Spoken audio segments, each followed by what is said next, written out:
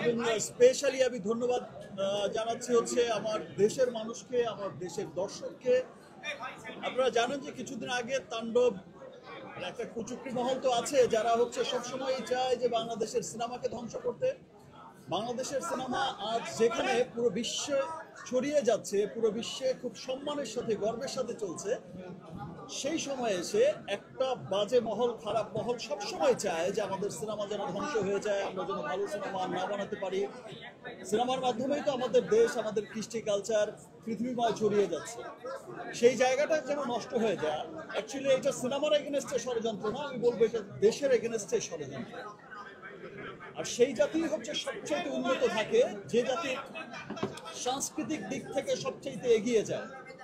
আমরা আমাদের সিনেমাকে নিয়ে, আমাদের কালচার, কৃষ্টি কালচারকে নিয়ে আমরা যখন পুরো বিশ্ব ছড়িয়ে যাচ্ছি, সেই মুহূর্তেই দেখেন যে পাইরেসি করে দেয়।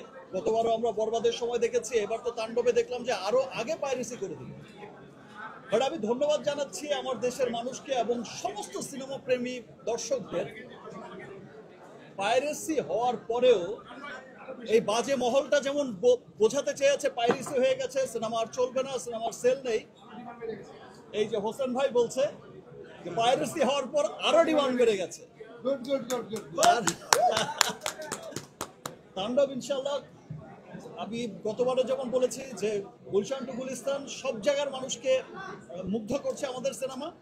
তাণ্ডব দেশে বিদেশে যেখানেই যাচ্ছে সেখানেই মানুষের মনে তাণ্ডব লাগিয়ে যাচ্ছে। আর এই সিনেমা হলটা আমার কাছে খুব ভালো লাগে। আমি যখন এখানে আসি খুব নিজের মনে হয়, খুব আপন মনে হয়। Because number one Shakib Khan যে সিনেমাটা, যে নামটা, সেটা আসলে আমাদের হোসেন ভাই এই সিনেমা হলের মালিক, সনি স্কোয়ারের মালিক এবং হচ্ছে সনি পিকচার্সের মালিক, যার এখান থেকেই হয়েছিল আমার নাম্বার ওয়ান শাকিব খান। আর সেটাও অনেক ব্লকবাস্টার ছিল। আলহামদুলিল্লাহ।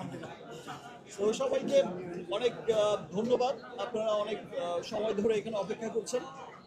তাণ্ডব যেভাবে চলছে সেভাবেই চলবে, সকলের মনে তাণ্ডব লাগিয়েই চলবে ইনশাল্লাহ।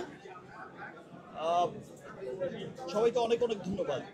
থ্যাঙ্কস এগেইন সমস্ত দর্শকদের। আচ্ছা, যে সংগ্রামটা আসলে দর্শকরা করছে, যে ভালোবাসাটা দিচ্ছে, ভালোবাসা তো দিচ্ছে, সব ঠিক আছে, কিন্তু এই পাইরেসির এগেনস্টে আমার মনে হয় যে আমাদের প্রত্যেকটা মানুষকে সোচ্চার হয়ে, প্রত্যেকটা দর্শককে, আপনি আপনার পাশের বাসার যদি কাউকে দেখেন যে এর সাথে জড়িত, প্লিজ আপনি তার বিরুদ্ধে অ্যাকশন নিন। পাইরেসির বিরুদ্ধে আমাদের সকলকেই কিন্তু একসাথে কাজ করতে হবে। এবং বাংলা সিনেমা শুধু আমরা যারা বাংলা সিনেমার সাথে জড়িত, সিনেমার ডিরেক্টর, প্রডিউসার, আর্টিস্ট বা জার্নালিস্ট, শুধু তাদেরই সিনেমা না, বাংলা সিনেমা হচ্ছে পুরো দেশের সিনেমা, এটা আমাদের সিনেমা।